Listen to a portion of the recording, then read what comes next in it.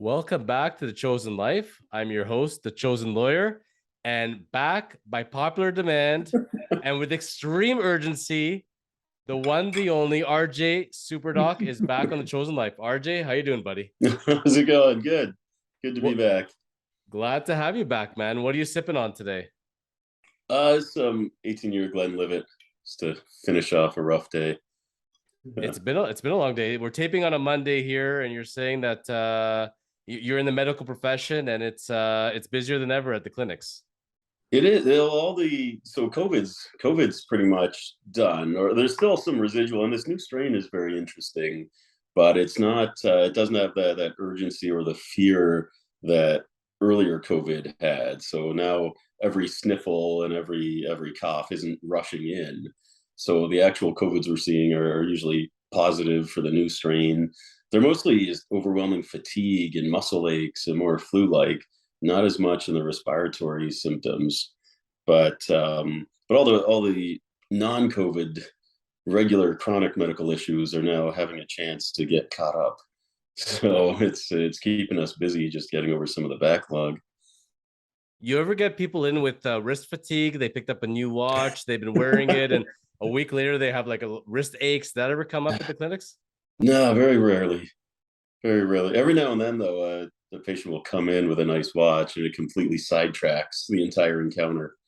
So near the end, they forgot to mention their crushing chest pain. But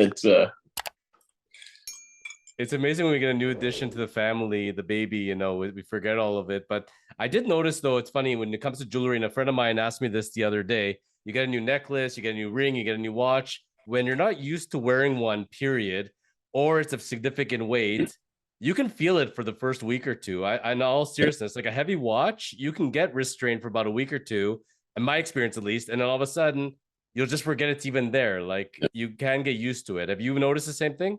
oh yeah, I rarely wear the same watch 2 days in a row. But if I go from something ceramic or titanium to like a heavy metal or precious metal or big flow prof, so you move from like the snowflake titanium over to the flow prof is a dramatic difference. So the titanium's the one that's strangest because you notice how light it is, and so it's this awareness of lack of something on your wrist, and then you quickly acclimate to that. I find it very difficult, titanium. I need some kind of substance to my watches. I can't accept the titanium on my wrist. But I know a lot of people love it. Seeing what's on your wrist today, is that titanium out of curiosity? No, that's steel. That's the liquid metal Planet Ocean. So that was the limited edition one. So that was the last of the 2500 movement. That was the first time they brought out the liquid metal and the zirconium oxide dial.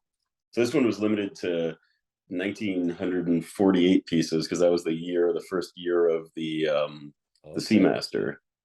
And this is still, I think, the most perfect Planet Ocean ever because it was 42 millimeters, thin because of 2500 movement, and it has the liquid metal, the zirconium oxide. It's the only one with the red lettering for the Seamaster. Yes. I was gonna ask you if it's a 42 or if it's the oversized was what, 48? 45 and a 45. half, I Okay. think. It's a big boy. I had one at one point, and I have very small wrists, and you could really see it. But I agree with you. I think that's like the sweet spot for those watches.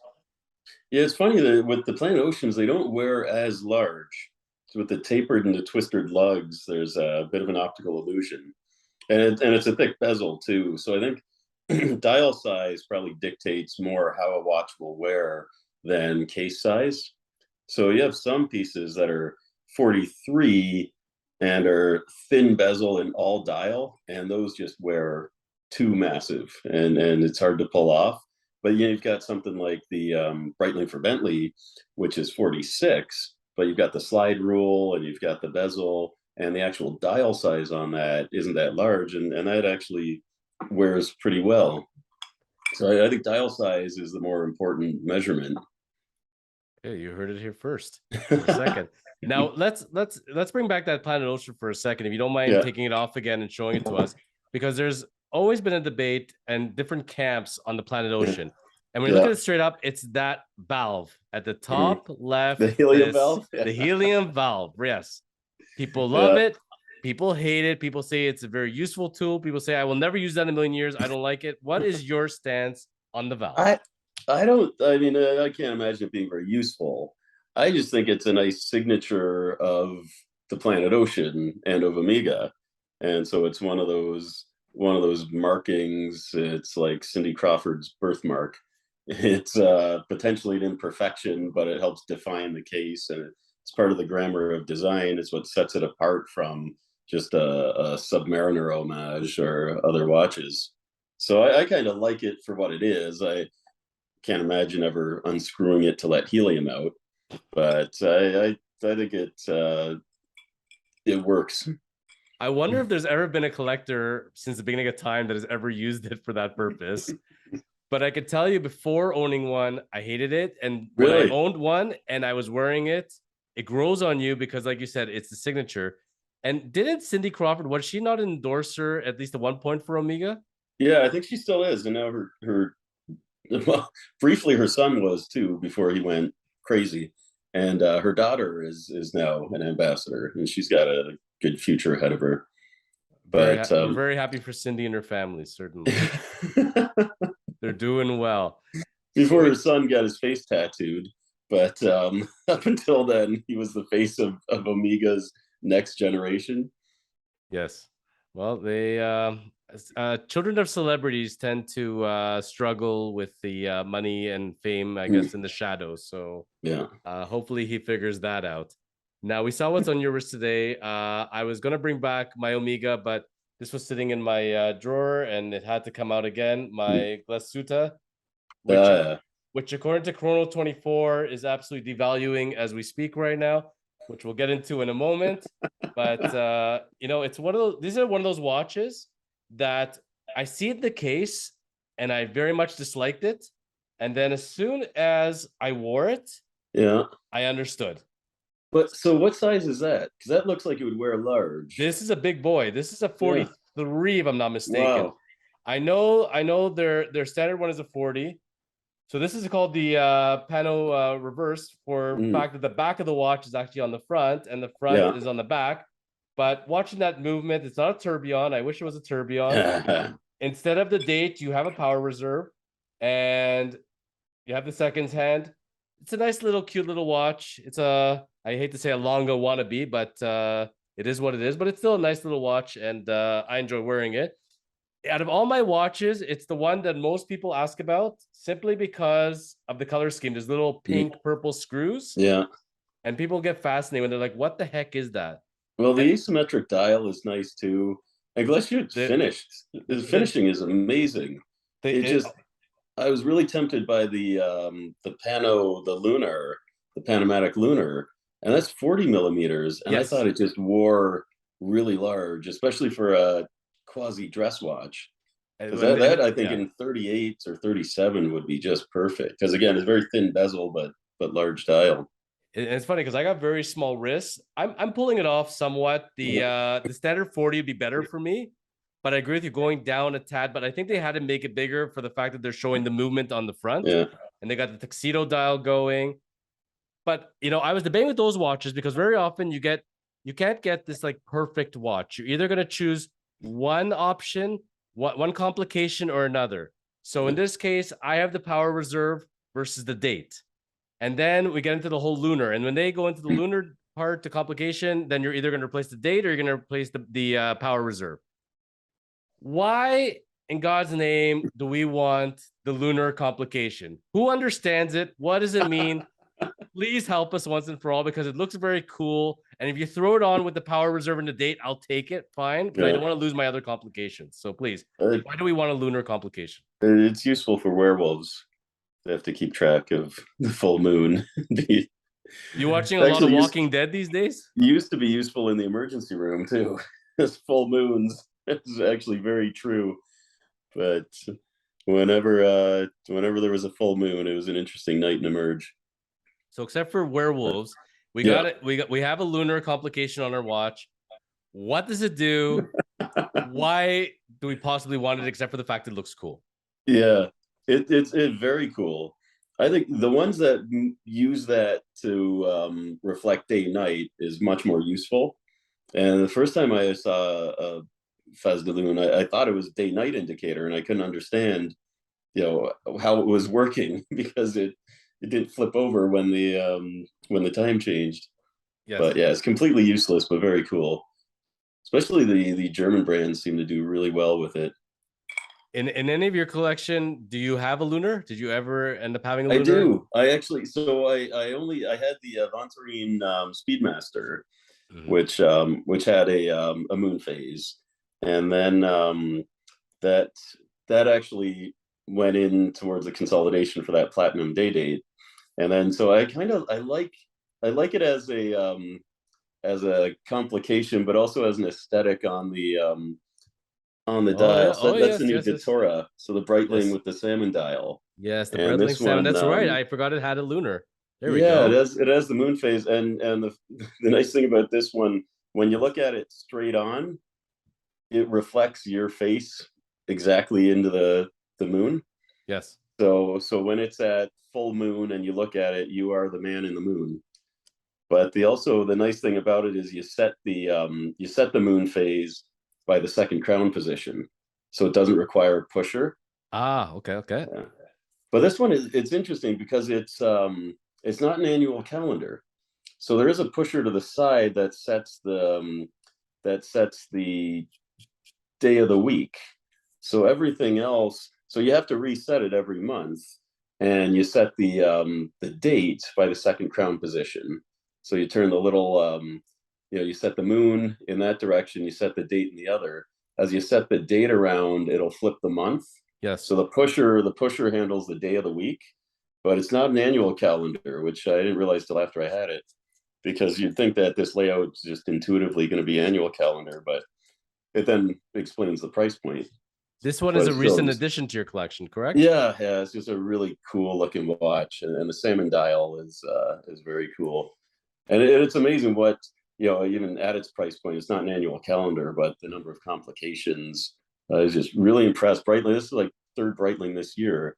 I've just been really impressed with what they're doing lately. Well, I One gotta that tell, yeah, I gotta tell you, I was talking with another watch collector when you were posting it on your Instagram account, and I heavily, heavily recommend to people you want to see some quality watches, go on RJ's account. We will be putting a link in the bio and make sure to subscribe so you can send RJ your questions on watches. But I gotta tell you, we were debating it, and we love that Simon dial. Like, I think that yeah. really finishes the watch nicely. And the nice thing with Breitling is that what takes you towards Breitling was the fact that even at the peak of the insanity in the watch market, those were great values. These were never above list. I mean, when you're feeling that the world is turned upside down, Breitling and the prices on Breitling were still grounded in reality. Hopefully, they don't drop too much more. But I think that the depreciation has already been realized, because they weren't like some of the others that had no business selling above list, like the GP Loretto and the Zenith, and some of those that are crashing really hard. So Breitling always represented just a killer value, and even more so that they've upped their game without dramatically upping the price. Even at retail, that would have been not so bad.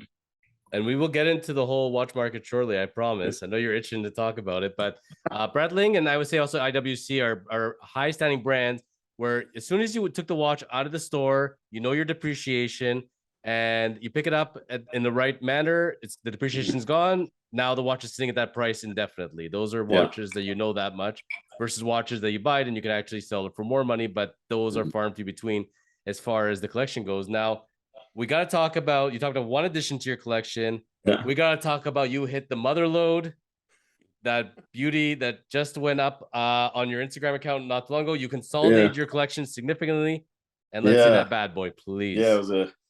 It was six watches that then became the platinum world timer, which was crazy to me how undervalued this is.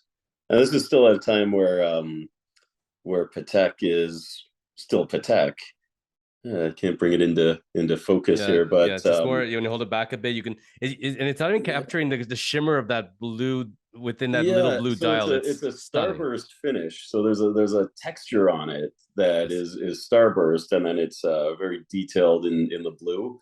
And that's a blue they only do for the platinum. And so what amazes me, and this just speaks to the psychology of the current collector, is platinum was not much more than rose gold. And what I've come to love about platinum, 10 years ago, I didn't understand white gold or platinum at all because it looks like steel. Yes. And now that's the best part. And so this is part of the maturing of a collector. But I think that why they are not as sought after is because there's not as much of that flexing and ostentatious display. And I think the current collector or the current type of buyer is more about the display and the flexing. And so unless it's outwardly sending a message, it's less valuable to them. So I can't believe how undervalued these are. Especially like the gold Mm. is not much difference in price, and these were very limited run. It's considered one of the grand complications, but Let's see yeah. the So back of it when as well. yeah, as a micro rotor, Oh, beautiful. yeah, and platinum That deploying buckle. Oh, clasp. look at that buckle. So That is, yeah, oh, oh. so all that I couldn't believe you know the opportunity to buy. So it seemed like a bit of a no brainer, and then it was time to start to consolidate the collection anyway. So it six kind of mid tier watches kind of boiled together became a platinum. I didn't even realize it was platinum at the beginning either until you had mentioned to me. And then when I realized about the blue part of it, it's Yeah, your second platinum watch that has, including the day date, obviously. And that one yeah, has its special blue dial. And you only get that blue dial when you get it on platinum. And when you realize yeah, that as a collector, yeah. to me, that is even a bigger flex. Well, that's the subtle Yeah. message. And Yeah. that's where like but all the brands do it. So that's actually the fourth platinum now because the Langa time zone, which they've actually discontinued, and they brought out the new time zone with the new movement, but not in platinum. Mhm. And moving forward, Langa is going to reserve platinum for only their boutique editions. So platinum won't be something that any retailer of Langa will be able to offer. So if you want an inside tip, platinum Langa are dramatically undervalued right now. So something to look for. And then the Globemaster, which Yes. again the only one without the date. So these subtle nods that if you know, you know, but to the rest of the world it's a steel date just. But in that Globemaster, you're suspecting there might be a date hiding in there and they just left it. You never know. Yeah, I always wonder about that. If you ever get it open, let us know on that. Yeah, Now, when I was a young boy growing up, I remember reading about Chicken Little. You remember Chicken yeah, Little? yeah. Chicken Sky is Little, falling. sky is falling, and we're not talking about real estate. We're not talking about stocks, although we could be. Good. Yeah, But, in the watch world, it's funny because over the last couple of years, watches are the greatest investment ever. Stock up on every watch you can get, pay whatever you can. It's only going to go up. It's yeah. never going to go down. This is the way it is now. This is the new reality. It's not like they used Different. to be. It's different this time. It's going to be different. Well, Chicken Little was actually right. And for any of us that were foreseeing this, we could have told you, I told you so, because this was the most obvious thing on the Yeah, planet. Even you take something like Rolex and the way people say, wow, I got to line up for a Rolex, and I go to the Rolex boutique and there's like one watch in there and there's a 30-year waiting list. Really, until recent times, you could have gone into the store, you could have bought almost any Rolex you yeah, wanted, no tax, 10 to 15% off. Have a nice day. That's yeah. how it was pretty much forever. Except for Bench, Daytona. Yeah, definitely Daytona, fair enough. But it still was attainable, not to the yeah. level, obviously, now how it's impossible, but you could have had one. You could have bought a Smurf as long as you wanted. You Oh could have yeah, bought Kermits. You could have bought Hulks any day you wanted, as many as you want, no problem. Now, the way I figured it, there's only so much amount of money that sits in the world. You can only spend it on so many watches because we have to buy Lambos and we have to buy mansions and everything else. But at some point, there's something called inflation and interest rates and debt. and reality comes crashing at some point. Well, it looks like the sky has fallen. We go on to Chrono 24 and plug in our watch collections. Apparently, they are devaluing by the day. So tell me now, RJ, this is why we had to bring you on. Yeah. This is the main topic today. What the heck is going on? Has the sky fallen? What is going on with watch prices, my friend? Well, I think it's just a correction and reality. It'll be interesting to see though, because right now the problem is that there's so many groups so heavily vested in maintaining that idea that they're wise investments and that they're going to maintain value. And so you see these grade dealers who have so much stock, but also have a lot of renown and probably comfortable cushion that they can hold the stock and not waver. What's going to be interesting is to see when the first domino falls, and you're already starting to see some slight drops. But a lot of these fly by night flippers who were on wait lists, just saying I'll take whatever you get, they're going to not be able to flip as easily because these guys would say, okay, date chest, I'll take a date chest. Yacht master, whatever you got, I want it. And then as soon as they got it, they'd go over to Watch Trader and sell it for $500, $1,000, whatever more than what they paid. And for some people, like 30 minutes work, $500, that's worth that effort. So they would line up everywhere. They'd put their names everywhere. Those guys not being able to turn that quick profit, they're going to start to say no when they get the call. And then people right now, just mindset and psychology and sentiment is down. So when the news is talking about recession and they're saying the markets had the worst 6 months since the Great Depression, the real estate market is stagnant, all these things, this is all bad news. So no one really wants to celebrate. No one's in a mood to buy. So no one really feels that great. They've seen their own portfolios drop. They don't feel like going out and celebrating with a watch. So there's that consumer mindset, consumer confidence that's down. And then some of the collectors are just waiting to see, knowing that they could probably catch a better deal later. So you're going to start to see more of the pieces available at retail, and there's going to be less demand because the people who never cared about watches, who just could make a quick flip, they're not going to see that quick cash anymore. They're going to say no. And then the ones who cared about being the only guy with a Pepsi, now that the Pepsis are more readily available, he's not going to want his Pepsi anymore. So you're going to see those guys say, I don't care about the Pepsi anymore. Everyone has one. And that used to be what we all rejected about Rolex, was the fact everybody's got a Rolex. The guy at the my mechanic has a Submariner. I want something that's going to separate me from the crowd.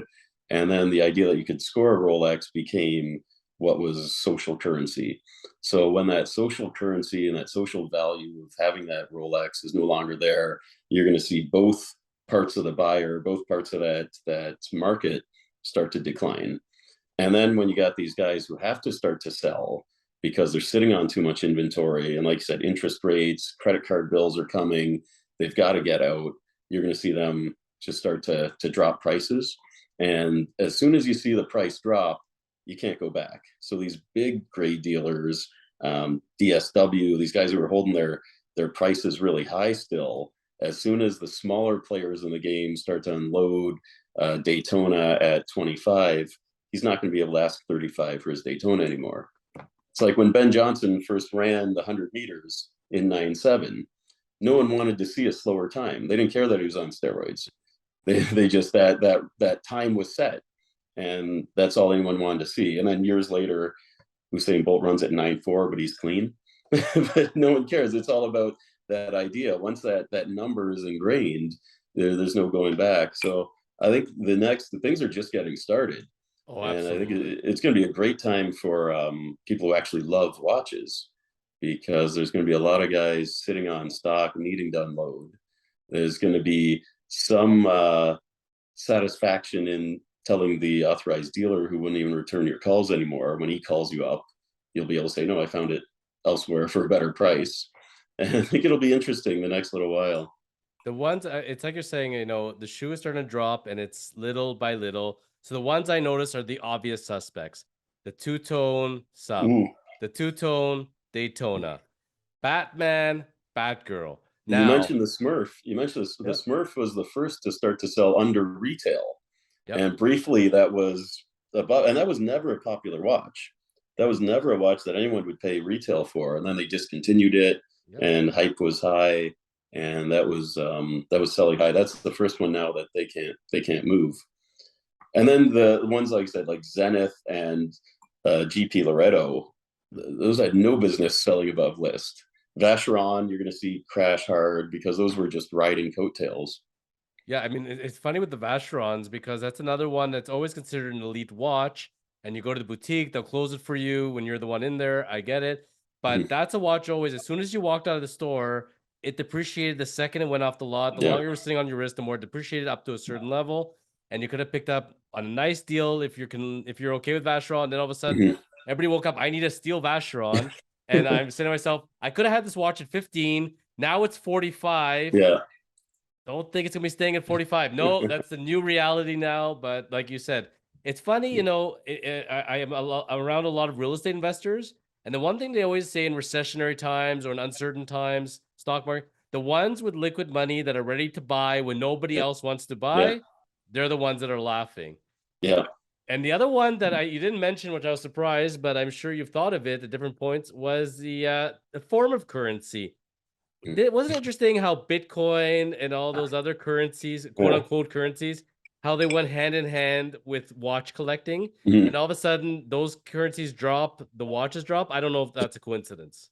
Oh yeah. No, not all. And that was a big part of it too, because there was a lot of fast money and overnight millionaires.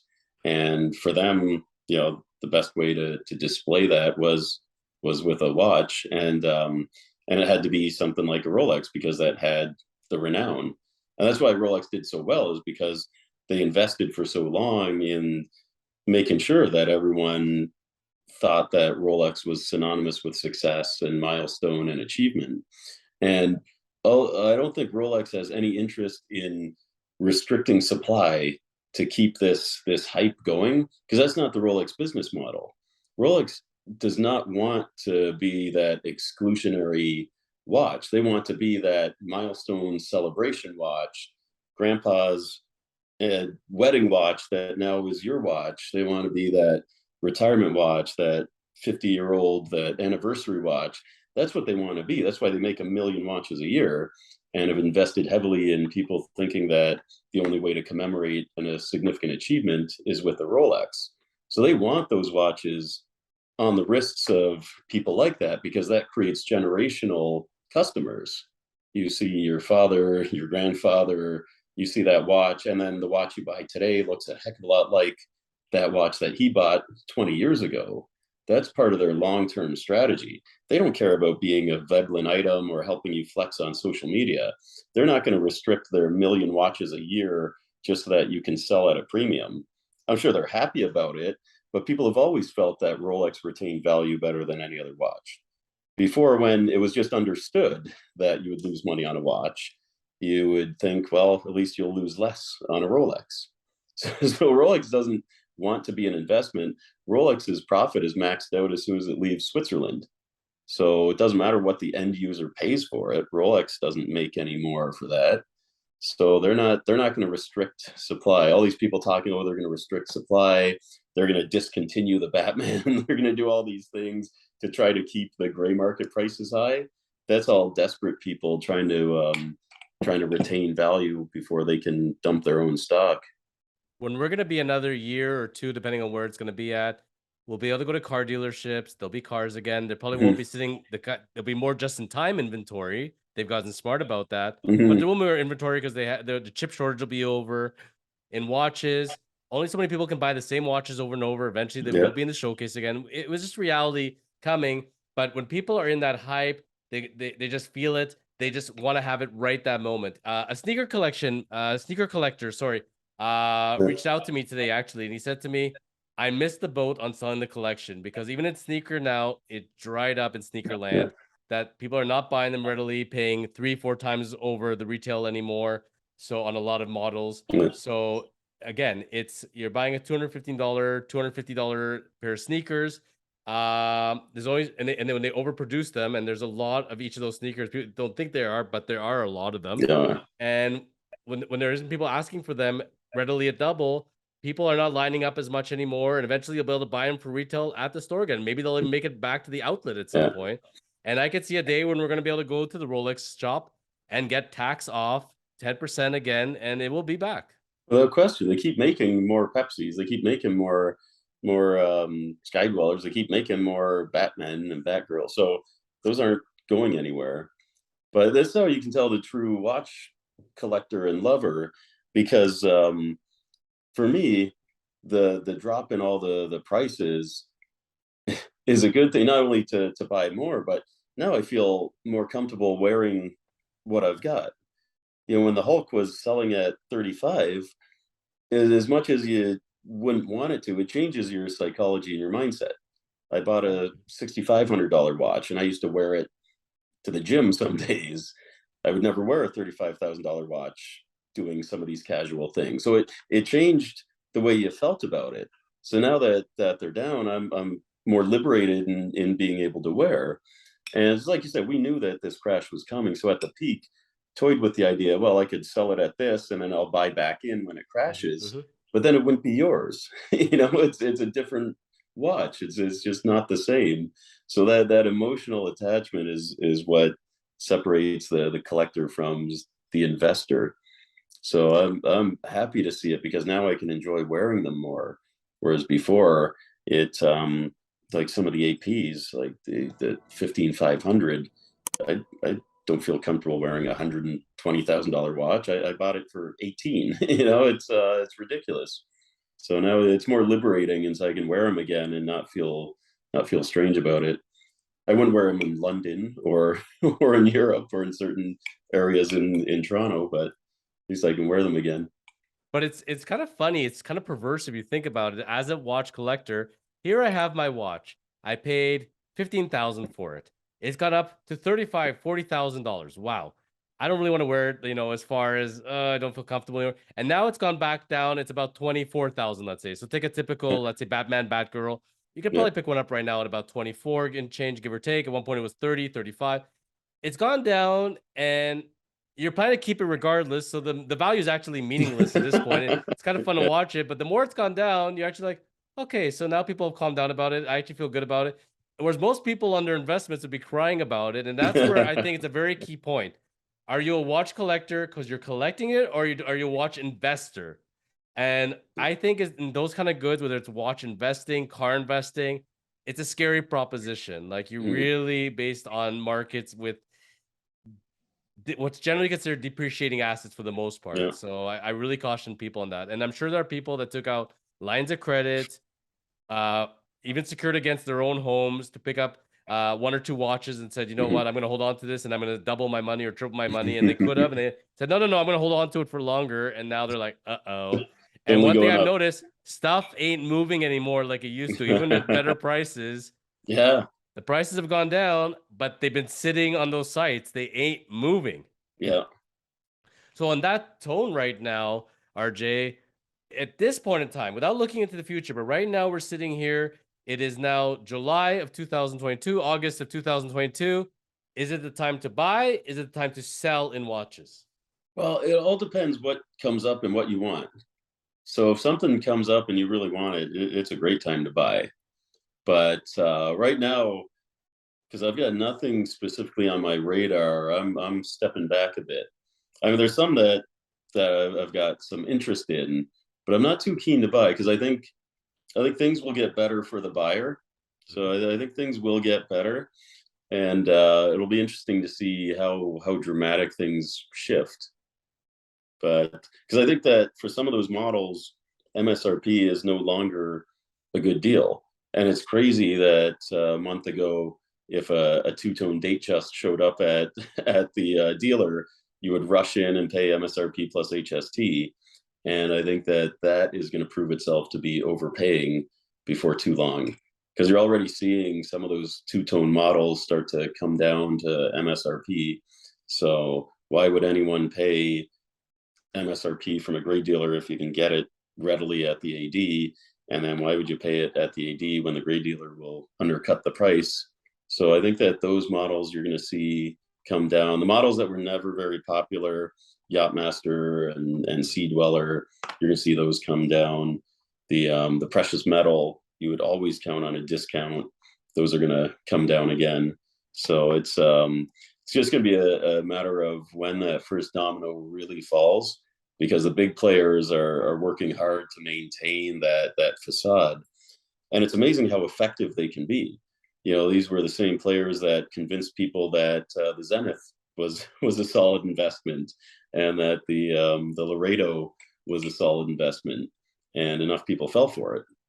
I So think the Zenith is a great investment at 50% off the MSRP, and then I'm holding on to it all day long. Seriously. yeah, it's a great watch, but Yeah. when it was starting to sell at a premium, just because it looked like a Daytona, whenever the price is that detached from the intrinsic value, you've got to step back. That's why I love Warren Buffett, because that's kind of his investment strategy is intrinsic value. If you ever had to liquidate a stock that you bought and take the product, could you at least make use of the product? So he invests in Coca-Cola, because if they have to pay him out in Coca-Cola, at least he likes drinking Coke and he'll never be thirsty. So as opposed to Bitcoin, where's the intrinsic value? Where's the intrinsic value in a steel Daytona? So it's whenever you get that detached from intrinsic value, something's going to end poorly. For me, there's two watches in mind, which I know were always readily available, and we kind of laugh about it because it seems like everybody's got one. Is number one a steel sub with the black dial, black bezel, the standard Yeah, sub, timeless, date, iconic. Yeah. date or no date doesn't Mhm. matter. I've seen so many of those subs all day long, and the poor two-tone Datejust 36 with the Jubilee bracelet that everybody and his uncle has had at some point, and they're gonna keep making those until the end of time. And those are just when you come to the store and you can't find even a two-tone Datejust 36, you know it's a problem for Yeah, sure. And they will be back there readily. And I love the Datejust. I think it's a standard great watch.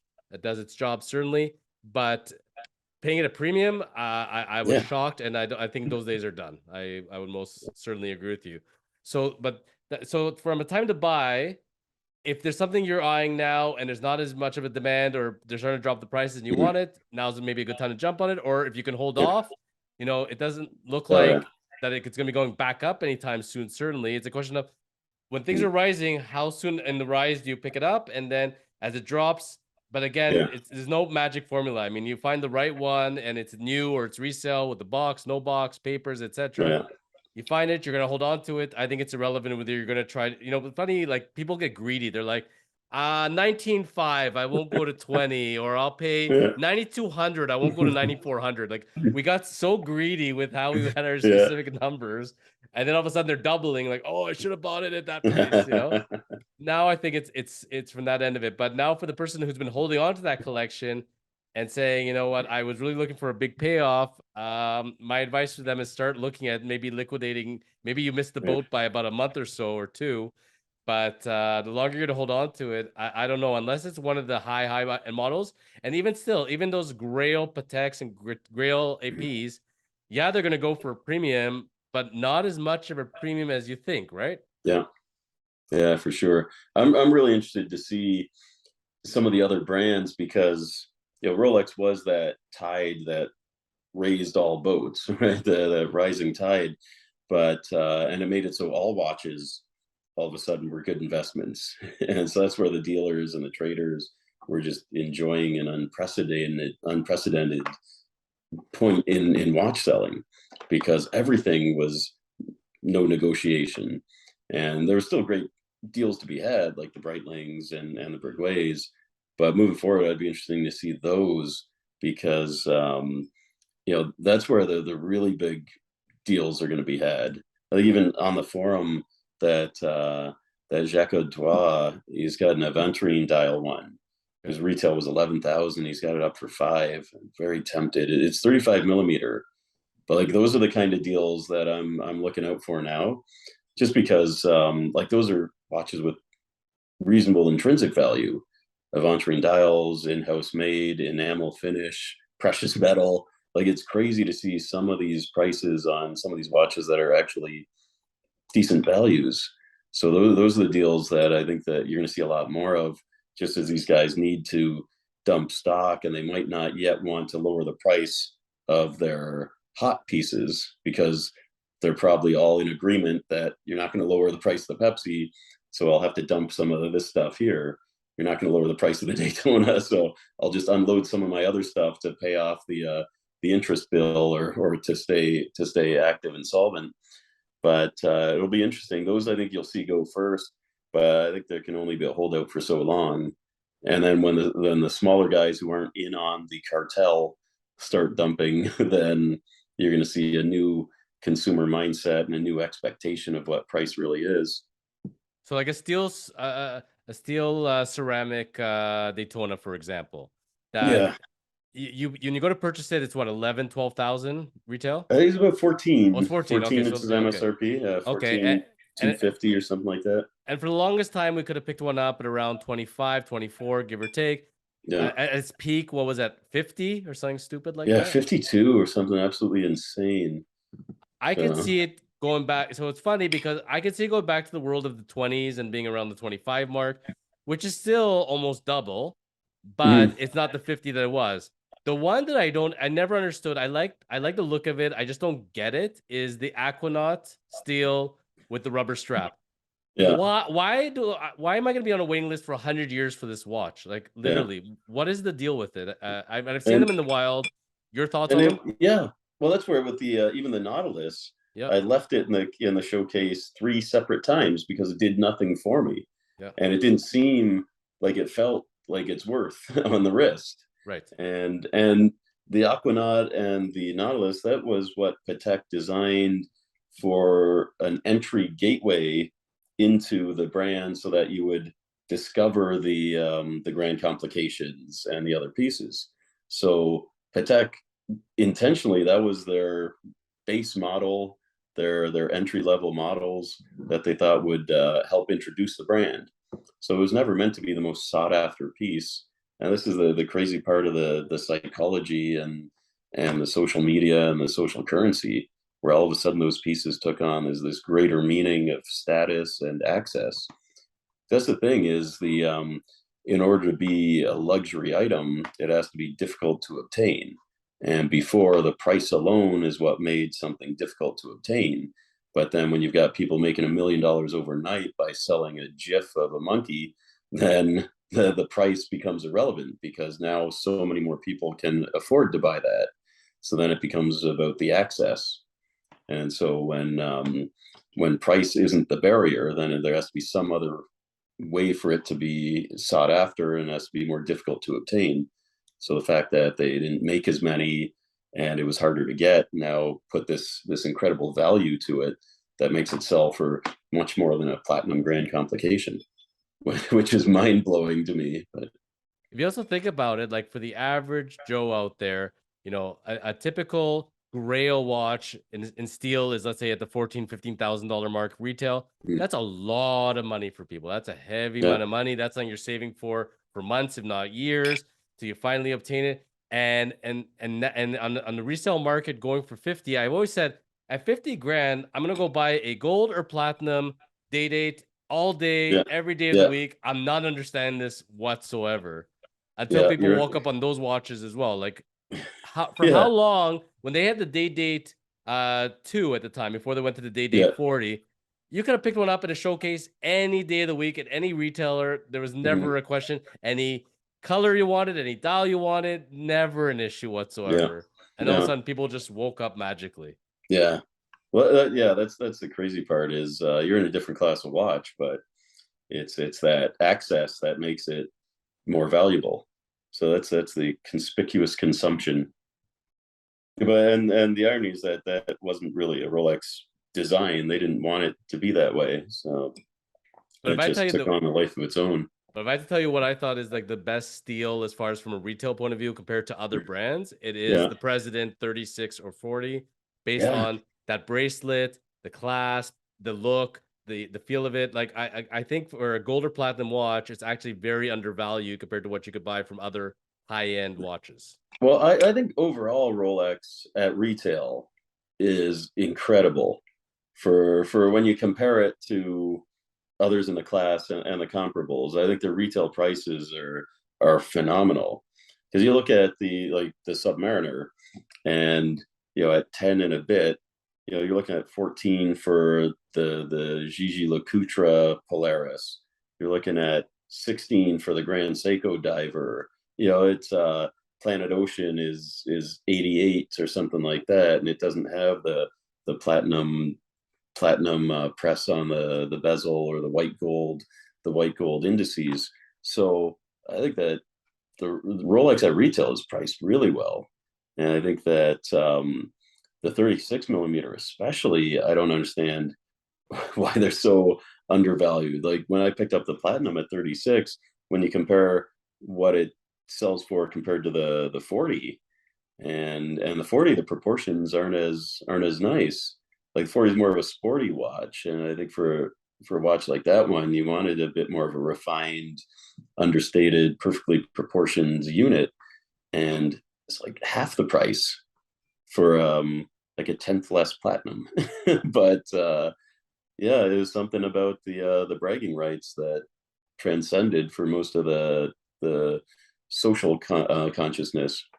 I could tell you, I'm guilty of this as anyone else, that when the 40s came out or the 41s, I'm like, let's take this 36, let's put it straight in the garbage now. I need the big watch. This is Yeah, the real size. And when a few years go by and you go to put like a nice Datejust 36 on, you're like, there's a reason why this was the size forever. Go yeah, put on a nice dress shirt with cuffs yeah, and put on a sport coat.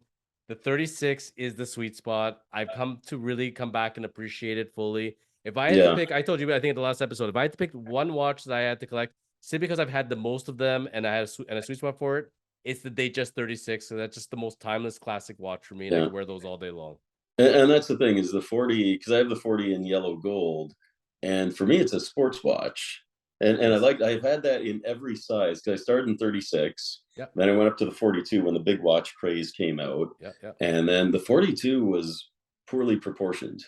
The Day Date 2, I think it was it's 41 actually. I'm it was pretty a 40, sure. whatever, it Well, was it yeah. was poorly proportioned. It was like And then chunky. yeah, Yeah, yes. yeah, the thick bezel, Yeah. and then they brought the 40, which I thought was the Goldilocks and the just right. But when you put on a shirt and a suit, it's too big, and it betrays the entire look. So 36 is that perfect, and the 36 you can still wear with rolled cuffs in a more casual setting. Well, we already had. I think you gave me right of first refusal when that platinum day date starts. Burning a hole in your watch collection there, and you need to release it. Yeah, You know who to call. Now, speaking of the watch collection, you brought some more goodies for us to see today. yeah. Did I don't know if I had the Bulgari last time. Let's take a look You at see it. the Octo? This is No, a no, you very didn't show that to us interesting last time. watch. No, No, you didn't see. Okay, no. because this one, Interesting shape on that one. Very well, unique. yeah. So Yeah. fascinating piece that I never would have thought was on my radar, but tried it on and seeing the light play with it, and the different points of light and the different angles, and the design is actually really impressive. As of the solo tempo, not the finissimo, so it's actually a reasonable thickness, but it's just a interesting integrated design. I just thought the way they pulled that off, and then Bulgari's doing some fantastic things, just trying to invest in watchmaking and innovation as opposed to just dumping everything in marketing. So I think that they're more interested in the product and focusing on the product primarily. So so that's a brand that I've been watching, but again, it's one of those designs you don't need more than one. No. so so that colorway showed up, and I kind of like that summer a two-tone white dial. Then I got back into the just the classic Speedmaster, Yes. which it's actually, I've got my Soyez, the meteorite dial one. It's at Phillips auction right now. The auction's actually going on. It ends Wednesday. Okay. So, but I realized how much I missed just a basic Speedmaster in the collection, I still can't and believe I've never had one. I've actually prefer the good old vanilla flavored, Yes. because it is just a perfect, iconic, timeless piece. You just strap it on and go. Yeah, yeah. The Grand Seiko, you saw that one. The what else? The Vacheron. Did you see Let's see the Vacheron again. the Vacheron? There you go. There's the. So I Oh, remember this one, yes. the overseas, right? Yeah. And I remember there was a time where I wasn't wearing it very much, and so I was going to sell it, and so I reached out to a few grade dealers, Yes. and I think the highest offer was 7,000, and I said, well, screw it. For that, I'll just keep it. Yes. and then briefly, it was like 40,000 or higher, because all of a sudden it was the hottest watch in the world. Where before Yes. they couldn't give it away. And I could have had a blue dial for like 14. I'm like, Yeah, yeah. it's so funny, and it's a beautiful watch, and really people should appreciate it for what it is. Yeah. But again, it's whatever's quote unquote hot now. There's a 36. So the greatest thing about this, so 36 date with just with the diamonds. with a diamond, yeah, Yes. diamond marker. This is from 1976. So It's my birth year. Haha. yeah, and that's mine too. So that's why I have it. But Yeah. the amazing thing is that if you put it next to a current year date just, there's very little differences. You Yeah, could a have little told me bit. that's a 1980, a 1990, or Yeah, 2000. I would have believed it. yeah. The bezel's a bit different. Obviously, the movement's different, but that's the thing you grow to respect and love about Rolex is the fact that they've invested in the long game. Little So quick it's not. known fact for the Datejust. What year was the Quickset introduced for the Datejust? Well, it was from what I understand, 75, and That so that if that's a 76, that should not be a Quickset. 77 was the first year. was okay. Yeah, because I Yes. thought it was 75. This one's not a quick set, No. which is a giant pain in the ass. Yes. So I thought it was like a transition, because Rolex kind of they do that a lot, transitioning mid production. But yeah, the fact that it wasn't a quick set was I have a 78 because it's close yeah, to my birth year as I could, but having it with the Quickset. But it's yeah, the Jubilee with the silver dial and the fluted. They must have produced a billion of these yeah, watches. Every time you yeah. see an older Datejust 36, it's always, always, always the silver on silver. Never Yeah. fails. And There's there's the that. bad boy. There's that platinum. Such a nice weight. It would look so good on my wrist, honestly. And plus they make the fluted now, so you'll get. Yeah, what do you think of that? How do you not like a fluted bezel? Come on, it's Well, like so that was the interesting thing, because when I first yes, was looking at the day dates, I remember being so upset yes, that the platinum didn't have fluted, yes, yes, because the fluted bezel is so nice and plays with light, and it's part of the signature. And I thought that it made no sense, and I was upset that platinum didn't wasn't offered in fluted.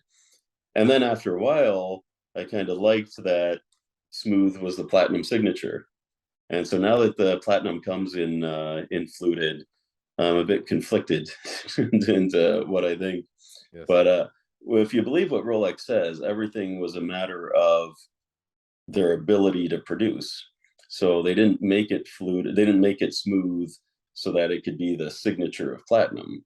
They just couldn't work the platinum into the fluted bezel. Like two-tone And they did it. ceramic, like could not happen for a while. And all of a sudden, they mysteriously found a Yeah, way to yeah. make it happen. I can tell So you, there was a watch once available on the collector site, and it was a two-tone Datejust 36, and had the smooth yellow gold bezel, yeah, and I liked it. You know what? It yeah. was being yellow gold. You knew it's yellow gold. It's different because everybody has the fluted, and I thought it was actually nice. I thought it's a more gentle look to it. Mm, So I like both. You know what? yeah. We're both happily proud, but listen, they're gonna have to, if they can make it happen, they'll do it because they're gonna sell. That's all. Yeah, It only but makes I think it's economic also sense. that was probably their intent. Yes. Like with the Sea Dweller and the Cyclops, Yes. the reasoning for the longest time to not have a Cyclops on the Sea Dweller is that they couldn't find a way for it to stick at the depths or the pressures under which the Sea Dweller would be subjected, because it was a 4,000 compared to the 1,000 of the Submariner. And then they found just a great epoxy apparently that could allow the Cyclops to stick, and they did the Cyclops on the Sea Dweller. So for them, they say it's all a matter of function and not design, but which which you kind of have to believe to some degree, because you look at with the Globemaster. So the Globemaster platinum case, fluted bezel, the bezel's white gold. So they also had the similar difficulty working platinum into fluted bezel, because apparently as a metal, it's very hard to work with. But they solved that problem by putting in a white gold bezel, which Rolex refused to do. So now they can work platinum into fluted. They're going to offer a fluted bezel on the Day platinum. Might as well. Now, I gotta ask you a serious question, because when we first met and I'd Mhm. gone through your Instagram account, RJ, I said to you, buddy, you were born to be a social media influencer. Like, this is the role that you have to be in every kind. You're gonna promote it. I want to buy it. Everybody's gonna want to buy it. You need to get on this. Lo and behold, I'm reading through your account the other day, just scrolling through, Yeah, and apparently they're sending you watches now for review. Let's talk yeah, about that. What is going on, please? yeah. So they're like, you just get they reach out to you Okay. and ask to review watches, and some of them are absolutely amazing. And I say from the start, if I don't like the watch, I'm not gonna post it or promote it or say anything about it. So I'll have a look at it, and if I think it's shit, I won't I won't post it and say it's shit. I just not gonna not gonna not gonna say anything nice about it. I'll just plead the fifth. And some of them are a lot of fun. And right now with the current collecting strategy, it's actually it's a nice variety, because it keeps the newness and the variety going without affecting the watch budget. Yes. Especially now, because I don't really want to pull the trigger on anything major, because I think that there's going to be a more of a buyer's market ahead. Agreed. And now I'm at the point in my collection where something has to be really really good for me to want to buy, and I'm at a point where I only want more significant pieces. So to get some of these fun little micro brands and whatnot, it keeps the variety going without putting much of a dent in the watch budget. And some of them, like Formex, I'm actually falling really hard for. Have you seen the Formex ones? I have not. No. Those are amazing. So those are actually made in BL, so right near the Omega factory and Rolex, and those are COSC certified. And there's only one dealer in Canada, in Vancouver, Russell's Jewelers, who's a authorized dealer of them. So he sent me one to check out, and I immediately bought it. And so now they've got some new models coming out that I'm waiting for. So those ones, part of me thinks I'm just being targeted, because they'll send me in, I'll end up buying. But it's fun to see. And then some of them are China made and whatnot, and just they never get posted or listed. I offer to send them back. They say no, just keep them. But the ones that are a lot of fun, or that I kind of have fun wearing, I'll post. But otherwise, it's neat just to try new watches. I mean, I just love all watches, so it's not about the snobbery or anything like that. Still No, I throw a G Shock on every now and then. you heard of Cricket watches? No, If I'm not mistaken, I believe it's called Cricket. It's the ones that different presidents of the United States wore them, and they're not expensive at all. They're yeah, very actually quite inexpensive, but they have like the alarm clock feature built into it, yeah, and they're kind of neat. I'm trying to find one for a while. I saw a couple of there, not in such great condition, but it's a different kind of complication than you normally would see. So next time you're on, we'll get more information on those yeah, watches. But I'll tell you, if you're into, like, it's funny. I'm the same way. It could be a $500 watch, could be $1,000 watch, could be $100,000 watch. But if it piques my interest, so I would say yeah. any watch brands watching this, if you are certainly interested in having RJ review your watches, you can reach out to him. You'll have his contact information. And if RJ is busy, you can feel free to reach out to myself as the chosen lawyer. I will certainly consider your brand and might even wear it on the air. So stay tuned. As we're wrapping up, RJ, Yeah. going into the end of 2022, looking towards 2023, any sleeper brands or specific models of brands that you think people, need to take a second look at? I don't know. I think Breitling's one hot watch away from really exploding. You just wonder if the hot watch days are kind of over. Mhm. But I think among collectors, they'll always be there, and they always have been there, and so they will continue even after like the crazy hype stuff is gone. So I love what George Kern has done with Breitling. The former head of IWC, right? That he took Yeah, over. yeah, No coincidence the that what he did to IWC, and all of a sudden he's in Breitling. yeah, yeah, Yeah, similar. Yeah, he's using his formula, yeah. but and early on, I thought it would be strange because you could see the repeating formula, and from what I understand about him and what you can perceive, I've never met him, but he seems to love that celebrity lifestyle. So a lot of what he was doing early on seemed very self-indulgent because he Mhm. surrounded himself with celebrities. He just wanted to walk the red carpets with them. But and then some of the first models under his tenure there were very questionable, and he took the wings off the bee, and I wondered what the hell he was doing. But now, whether it was part of a plan all along or whether he just found his footing, they've really put out some fantastic watches. So Breitling's one hot watch Mhm. away from really capturing attention. Breguet, I think, not in their forward corporate facade, because I think what they're putting out, well, the complications have always been fantastic, but their mainstream watches that would appeal to most people, like the Marines, I think they've destroyed. But what you'll probably see is a resurgence in some of the older models, because those are going to be seen as amazing values. And the old generation Marine and the Marine GMT and the Marine chronograph, like those are some absolutely spectacular watches. And right now there's still decent values. In the coming months, when these guys are going to want to get rid of some stock, I think that you're going to see some amazing prices, and then that'll become the new flex, is the value and the price you got. So the new flex will be, look at this Breguet that retailed for 60 that I got for 15. And Which so it's was the going to be, flex forever until yeah, recent yeah, times. If I had to throw you a yeah, couple brands that I'm keeping an eye on, I had a Cartier at one point. I would like another Cartier. I like that little nub. There's something about it. I think it's very yeah. classy and timeless. And Hermes is really growing on me. I wanted to hate them with a passion, but there's some of Which their one? models. There's a couple models that came out. The Hermes, Oh, Hermes, yeah. Hermes. Sorry, Hermes. Absolutely. Absolutely. Yes, They are, yeah, I agree with you they're on the 100%. rise. They got nice little The watches going. HO8 and their World Timer, the World Timer I absolutely love. Yes, I don't understand the pricing on that because the titanium and the platinum are not that different in price, no, but I think that's a brilliant watch. yeah, and Yeah, that's I was another the one that same I could way. I didn't see. want to like them. I didn't want to take them seriously as Yeah. watchmakers, but yeah, fantastic. But that's a watch I could tell you in a down market, whoever's gonna buy it at retail, they're gonna be losing their shirts on it for sure, and someone's gonna scoop Yeah. it up Oh yeah. and enjoy it most certainly.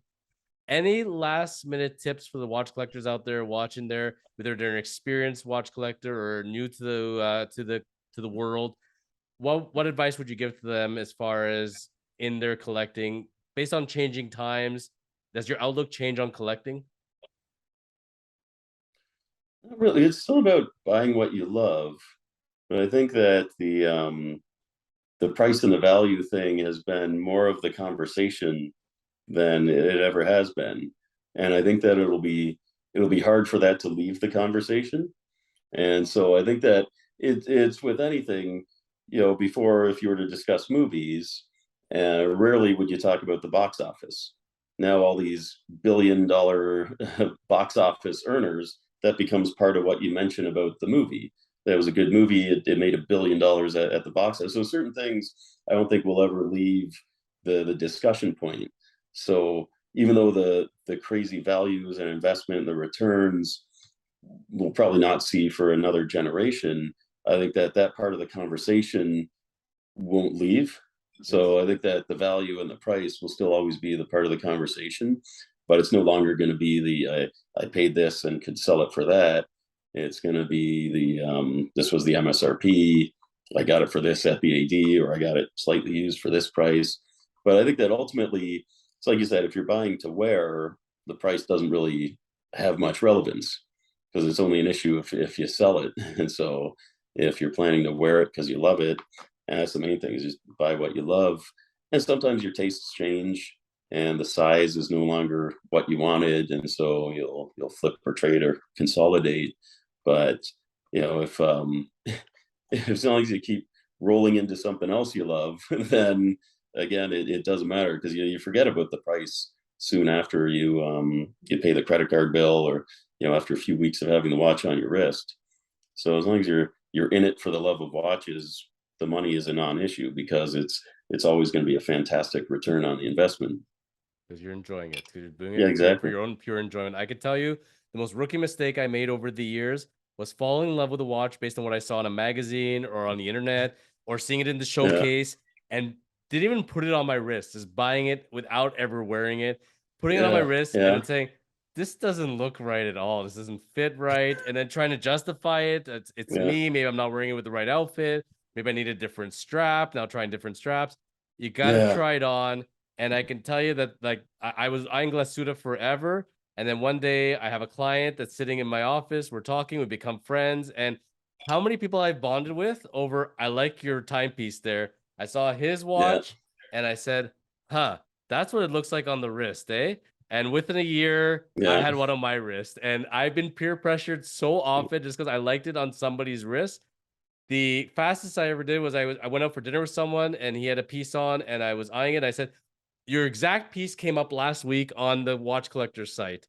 And it's been sitting for a little bit. And the next day, if not that night, I negotiated and bought it. I was staring at it all night at yeah, dinner. And that's it. I don't know if you've had that as well, but seeing it on other people's wrists and lusting after it yeah. has driven me to buy watches. Oh yeah, yeah, absolutely. That different perspective changes everything when you see it on someone else's wrist. But you said something else that is probably the best advice to ever give, is that if you have to try to force it, it's not right. You should know, within 3 seconds of putting it on, you should fall in love with it. If you have to say I'm not sure, or step back, or it's not the one for you. So there's never been a watch that I fell in love with after and said, okay, I'll give it a chance. So it's either that instant you hear music, or it's just not the one for you. So don't try to force it, even if it seems like one that you should like, because everyone says how great it is, or it's a popular watch. If it doesn't fit, if the proportions are off, if it doesn't do anything for you, pass. Watches are no different than marriage. If it's a yes, it's a yes. If it's a no, it's a no. And if it's a maybe, it's a no. There's only one Yeah, yes, and that's a yes.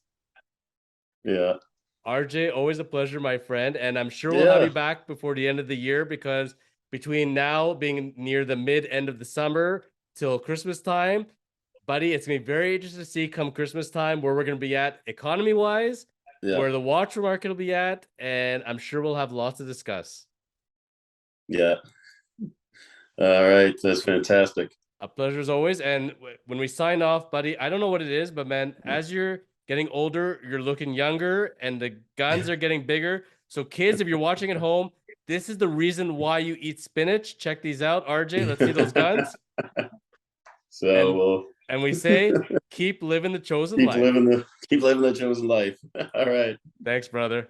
take care. Cheers.